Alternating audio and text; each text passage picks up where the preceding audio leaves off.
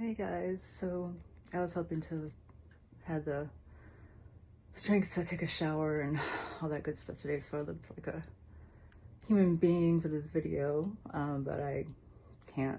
So, I tried, I really did. But all I could really do is freshen up the eyeliner I slept in last night because I was not feeling good, and then put on my lipstick that's by my bed, that I've had since like I don't even know how long, but anyway, it's like my favorite.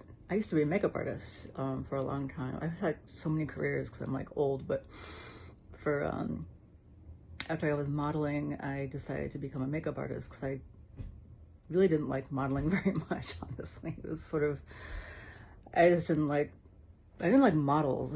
I liked modeling, I just didn't like my fellow models. My hand is shaking because I'm in pain, so sorry for the shake. I should really like prop this thing up somewhere, but too late now. I was pushing on my knee. So I became a makeup artist, and so I've got tons of makeup, and I'm really kind of still into it, but I don't really go anywhere, so I just wear it at home.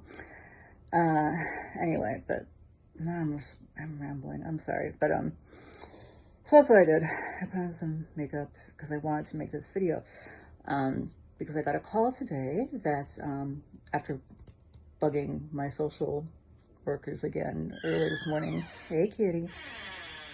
That's the new doctor that I picked out, that I had seen once before, has approved my Norcos. So, yay!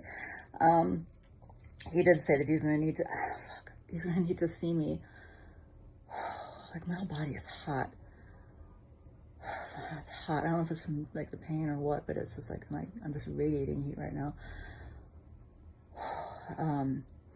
My arthritis is really flaring up, so it's probably related to that. But so he wants to see me on the 28th, we already made an appointment on the 28th, so which is great. So he filled my prescription for 2 weeks, which is like right around, for just in time for the 28th, and then he's talking about like I need to make an appointment with the pain clinic, which I keep telling these guys what happened with the pain clinic. So I'm hoping what will happen is that we'll discuss it, and then he'll refill my prescription until I get an appointment with a new pain clinic. Because I just, I explained to the social worker yet again what had happened with the last pain clinic. They just stopped answering my calls, and like the guy just stopped filling my prescriptions. Because when you get opiates, they don't give you like a million refills. It's like they'll give you 1 or 2 refills, and you have to like check back with them because they're opiates. It's just the way things are in this country. And then after a while, I just wasn't able to get my my physical therapy appointments or my appointments with him, and like he just stopped responding to requests for refills. Like, I don't know why, if that's common for this guy's office or what, but it was just really weird. So I was like, well, I need to find a new place, obviously, even though I really liked him a lot because he was familiar with Ehlers Danlos syndrome and all this other stuff. So, yeah, in any case, so hopefully he'll understand that and just refill me until I'm able to get another appointment. So I really hope I don't have to go through all this shit again. Like, I'm tired of going through this, but I'm already catastrophizing for like, for the next thing.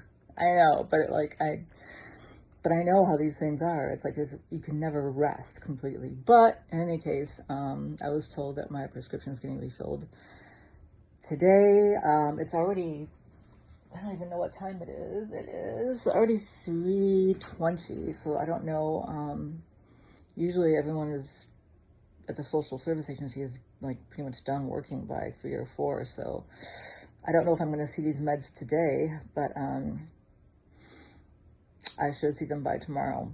But it's fine. I've got enough. I've been like hoarding them and taking my kratom and like staggering them with my kratom. So I will be okay as long as I get them by tomorrow. So so thank God. And the fact that we should be dealing with this stuff is absurd, but but it does pay to harass people, clearly, is my point here. You just got to keep bugging people. I was having this conversation with a Facebook friend who's also, she's got EDS as well. I think she has hypermobility, EDS, whereas I have vascular EDS. And, but I mean, the pain is the same, like for all of us. We all have like the equal pain. But she was saying that for years, she had so much trouble getting any kind of pain medication that for a long time, she just was like, I'm an addict. And she got methadone. She just went on methadone for a while because it's so much easier to tell them you're an addict, and they don't even question it. They're like, oh, here, have some methadone. And I was like this close to doing that. Just be like, yeah, I'm an addict, even though I'm not. But I'm like, how crazy is that to be like,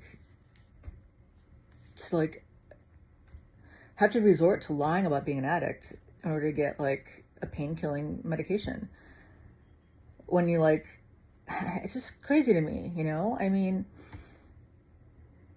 it's nuts that you should have to lie and like, and then I could get indefinite methadone for as long as I needed, you know? And if this happens again, that's probably what I'm going to do. And I could easily convince them because I could just be like, hey, I've been on these Norcos and oh my God, I'm an addict, and get methadone for it if I have trouble getting it again, because I'm not going to keep going through this. Hi, baby. Yeah, Mama's talking and yelling, huh? Yeah, I know. You're such a good baby. Yes, you are. She's my little muffin. Yes, she is. My little feral girl. This little baby. She's my little familiar. She's such a sweetheart. She sleeps with me at night. Yes, you do. She was part of a cat colony. Yeah, we rescued you. Yes, you were a mom. You were a teenage mama. Yes, you were. She was like 6 months old when she had her first litter. You're my little sweet baby. Yes, you are. You make my life bearable. Yeah. You and your boyfriend. There's also Calvin. I think you guys have seen Calvin in another video. She's my little jealous girl. She does not like other kitties being near me. She does not like me talking on the phone, or I'm surprised she's letting me do this because she gets really jealous. But anyway, she's right by my side right now, and I think as long as I'm petting her, I'll be okay. Oh, little sweetie. But yeah, we've got this weird connection. Like, I'll be in bed, like, just, oh, she wants the belly rubs. I got your belly rubs. She likes to sleep. I don't know if you can see this. Like, let's see if I can manage this. She likes to sleep with my hand. Oh my God, my hands are shaking so much. Sorry. It's like the pain shakes. She likes to have my hand on her belly when she sleeps, which is amazing because she was a feral before. But now she likes to have like a hand on her belly when she's sleeping. It's so cute. So yeah, I got your belly rubs, honey. But I'll just be like in my room, like in pain, and just like thinking to myself, Esmeralda, come see mommy. And I won't even be saying it. I'll just be thinking it to myself. And like a second later, she'll pop up and jump on my bed. It's like she's my psychic kitty. I know it sounds crazy, but it's true. Anyhow, so the cool of the metal in this cane feels really good. I'm so hot right now. I've just been getting up and trying to do some sort of semblance of, maybe that's why I'm like in pain right now so badly and all heated up, because I was trying to like do a little bit of like straightening up in my room. Like 47,000 water cans on the floor from just not being able to take care of stuff, and I just can't stand, like, I hate the mess, but I have such a hard time cleaning. But anyway, so yeah, that's the good news. I have my Norcos on the way either today or tomorrow. And then Friday, I've got my disability appointment, doctor appointment, the physical. And I was asking about if they have any, I was asking my social worker, like, any resources they have for motorized wheelchairs, like, if they have any. Like, I'm surprised she didn't seem to know anything about, but she's like, well, you need to get, you know, the first step is getting a recommendation from the doctor. She's like, it would be really good if you could get it from the disability doctor. So that's what I'm going to try to do. I'm going to be like, can you please give me a recommendation? You know, hopefully it won't be difficult to do. I mean, hopefully they have a good understanding of ambulatory wheelchair users. I mean, it seems like some people just don't get that concept. Like, yeah, I am technically able to walk, but I can't walk an entire block, you know, without excruciating pain and like possibly fainting. And, you know, I'm a stroke risk if I like hit my head the wrong way, or if my head like jars in the wrong direction. Like if I get like a whiplash kind of motion, I could stroke really easily because of the fibromuscular dysplasia. So I need a motorized wheelchair with like a headrest. I needed to have the ability to like recline so I can be in that position in case I'm about to pass out, because I need to be reclining when that happens.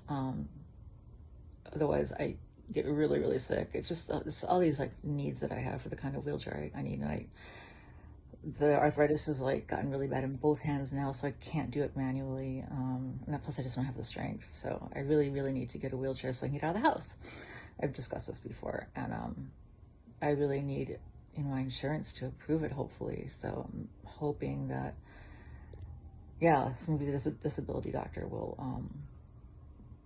maybe get things rolling, haha, in that direction. Oh, this little kitty, you are just the cutest little muffin. She's got her little paws on my my headscarf. So cute.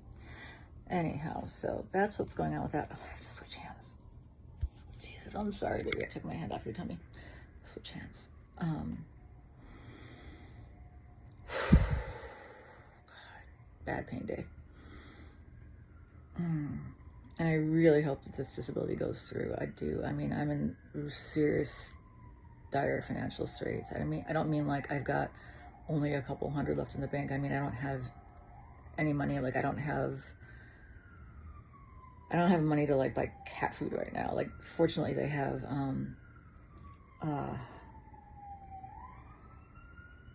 a program with a social service agency where they can like get me hooked up with cat food, and Max is helping me pay for it right now. But like, I can't even afford like feminine hygiene products. Fortunately, a lot of this stuff can be set up through the social service agency, and I can get things through them. But I mean, like, I don't have cash for anything right now, and I really need this to go through. And it's like I've run out, you know, at this point I've run out. And when I was taking care of Joe, like, he was basically, you know, kind of helping me pay for stuff. But now that I'm not able to take care of him anymore, there's no reason for him to like help me pay for things. So that was kind of like my payment for being his caregiver, but I can't be his caregiver now. So I'm kind of I'm out of money now completely. And it's pretty scary. I've got like no way to make any kind of an income right now. So I don't know what to do. I don't know what to do, and it's frightening, and they really need to approve me.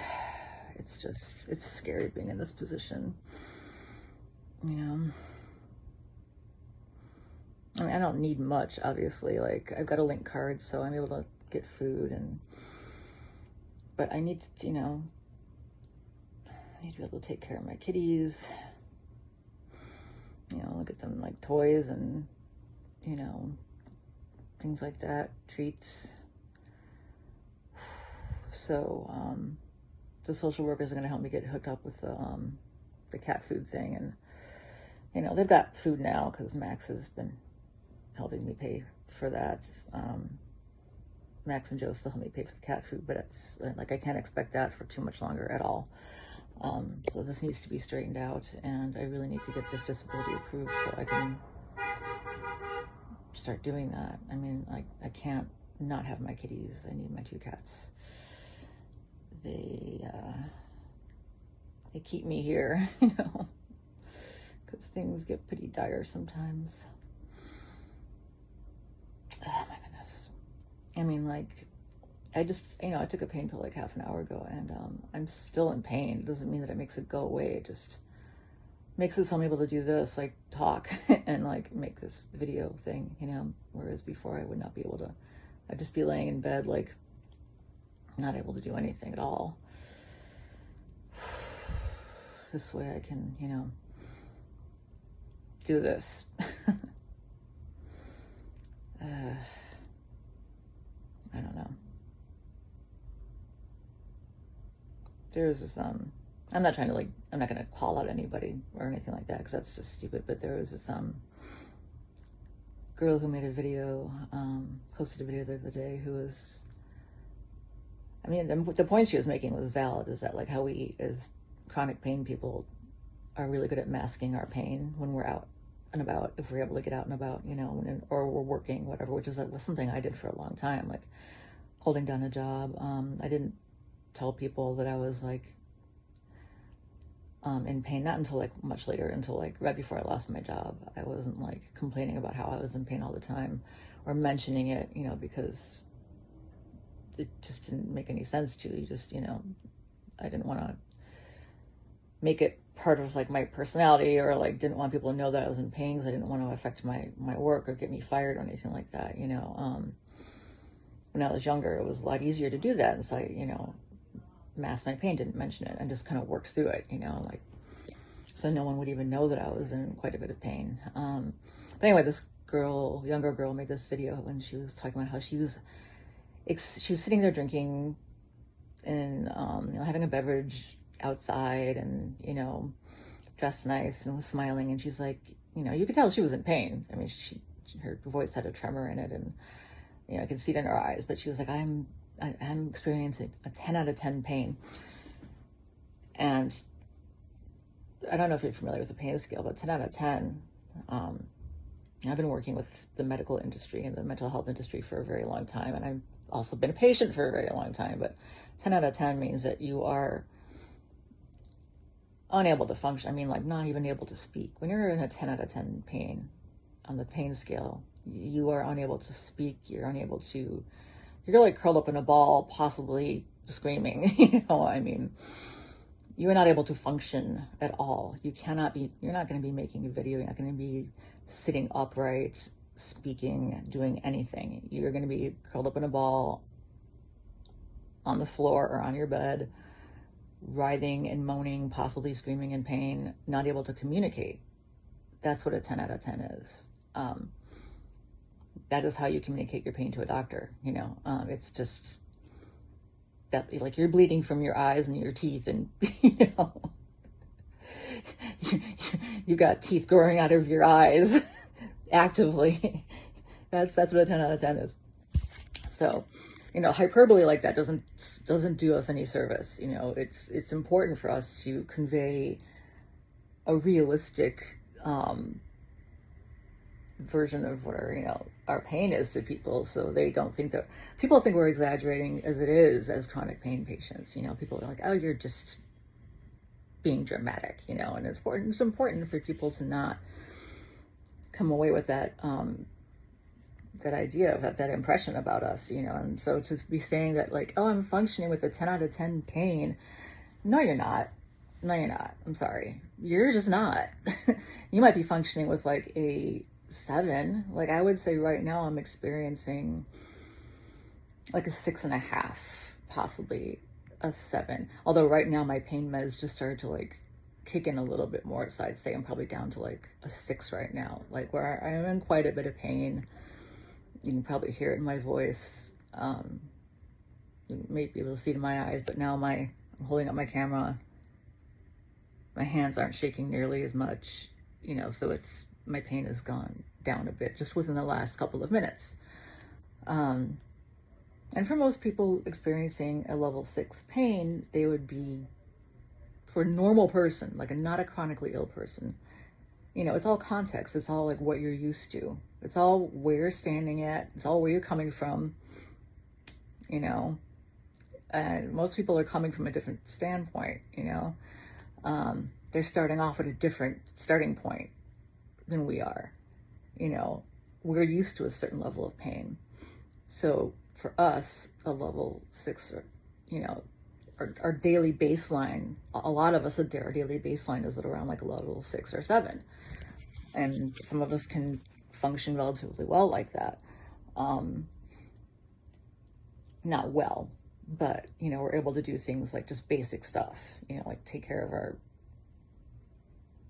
hygiene, whatever, like a level 6, and like feed the cats and maybe cook a meal and go down and get the mail. And, you know, a lot of people are able to like work a full-time job at level 5 pain, you know. But like with me, I'm like oftentimes at a level 7, and it's difficult. Like I couldn't manage a shower today. Like I really, really wanted to.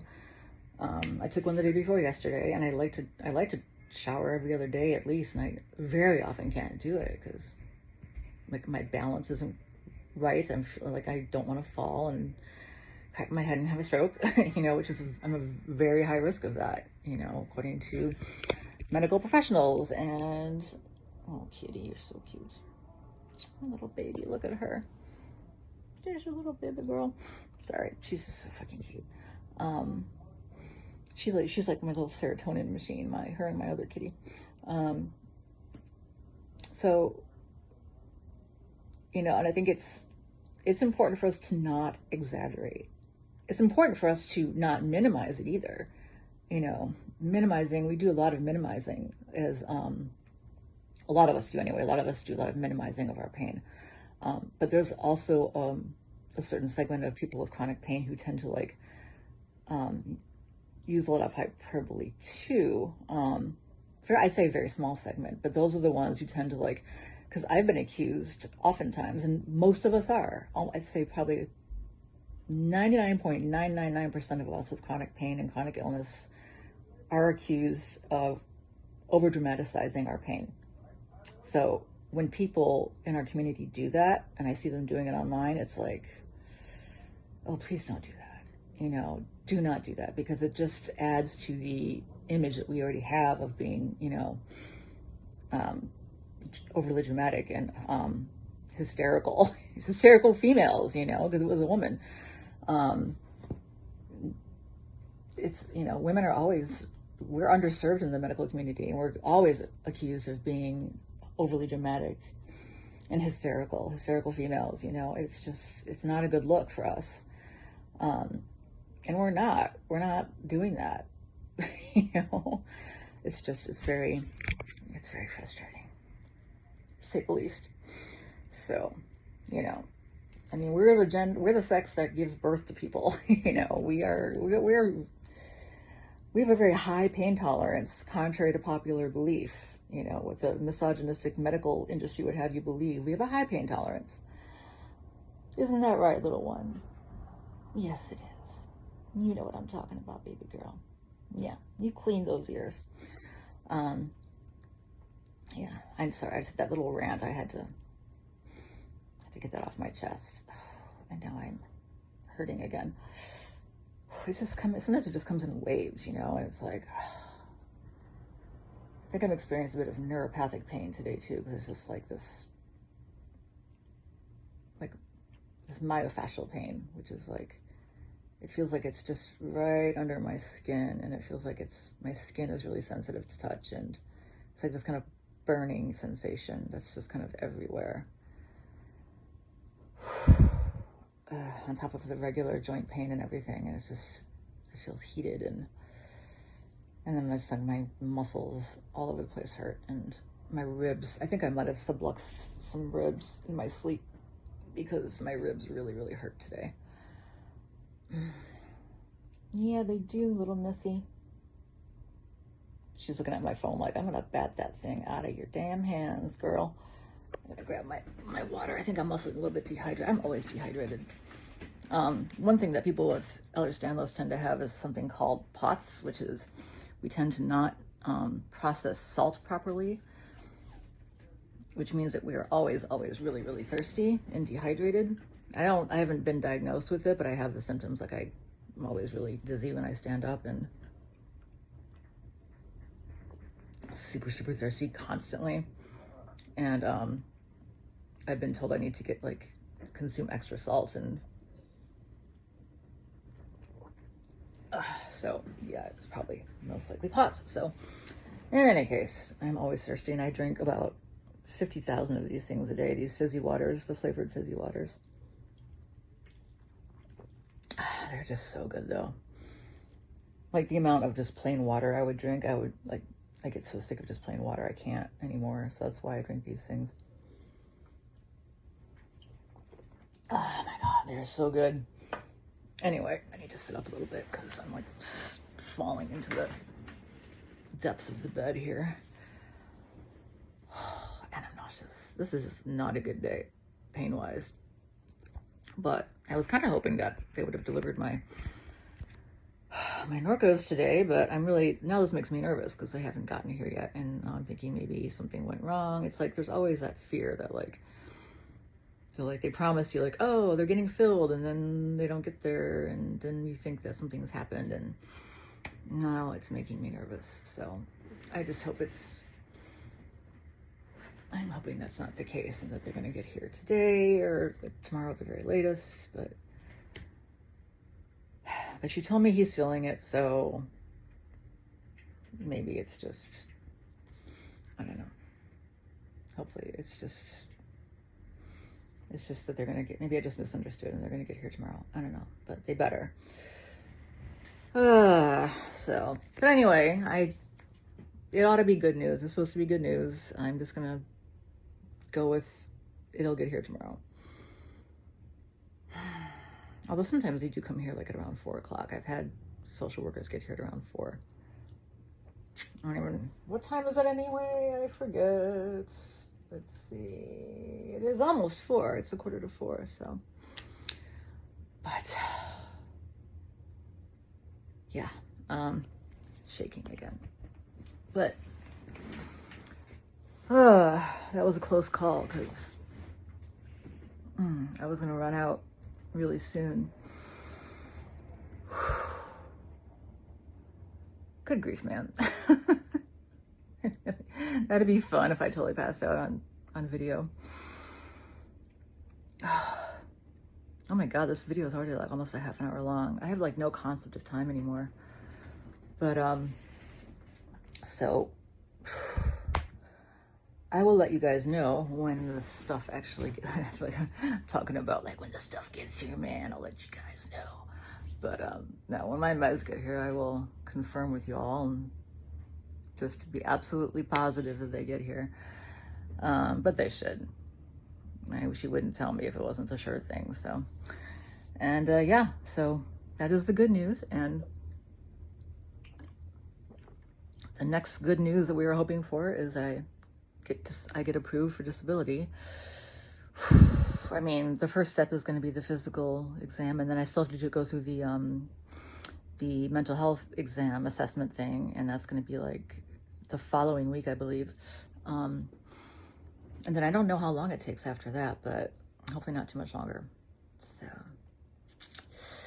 okay. I will be back with another video tomorrow. I've got all kinds of different things I want to talk about, but I don't want to keep going with this because it'll be like 5 hours long, and then no one's going to listen to that. I don't even know if people listen to these things because they're so damn long, but I also post them on YouTube, but I like posting these on Instagram because I just really like Instagram. I don't know why, but all right, I'll talk to you guys later. Bye.